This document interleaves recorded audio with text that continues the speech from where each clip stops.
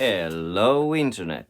Story time! When I started to learn music I was very little and it was still the communist time in Romania and you could study only classical music, so that's what I started. And of course sometimes classical music and the classical music education is very much like a religious cult. You have to learn the theory first and you have to learn all the principles and then you recite them by heart and then you start playing. And after I grew up I thought this is very, very stupid because music is like a language. You should first try to imitate, start to talk, start to try to express your own ideas, and then you'll learn how to use grammar and to write. This is how we learn how to talk when we are very small. We don't start with the grammar, we don't start with the writing. This makes no sense. So I started this new way of teaching music by actually playing, and even if you learn one note, you use that in a melody. That sounds cool, so it motivates you. But of course, some of that religious cult music education still seeps in from time to time. So I start, the first note is C and the next it's D and E and F, because that's how we write them on the...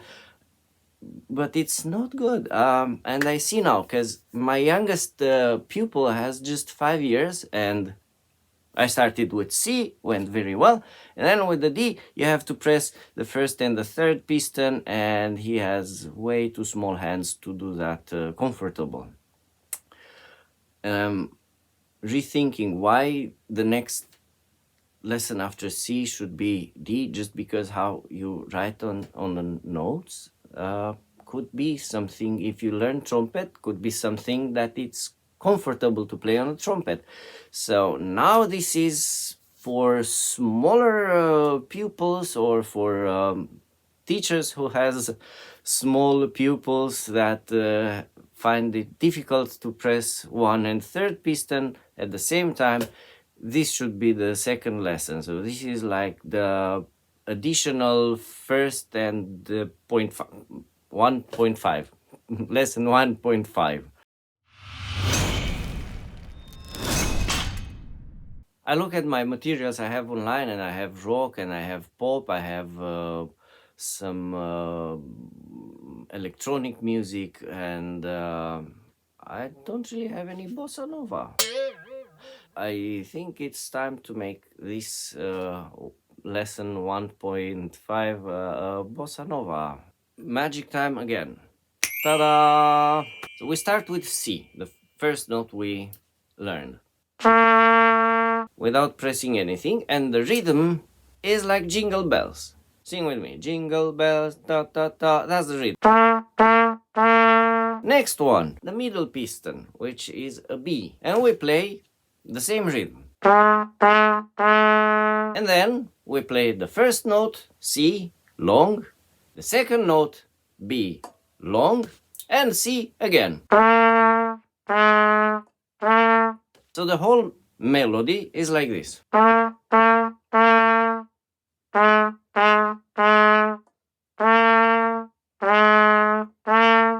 Of course, you don't have to make those gestures with your hand. Your hand stays in the proper position on the instrument. And now we will play this together.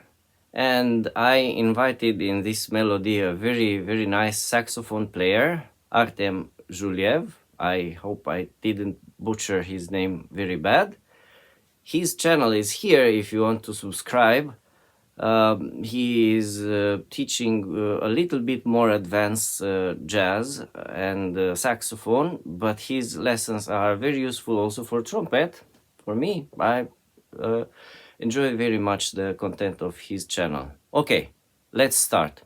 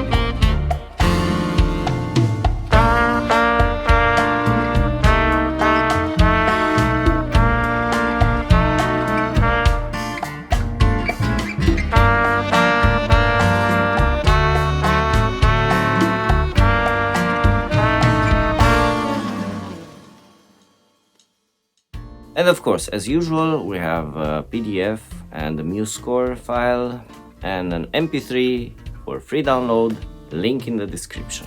I hope you enjoyed this lesson. I hope it was useful. Now go practice and see you in the next one.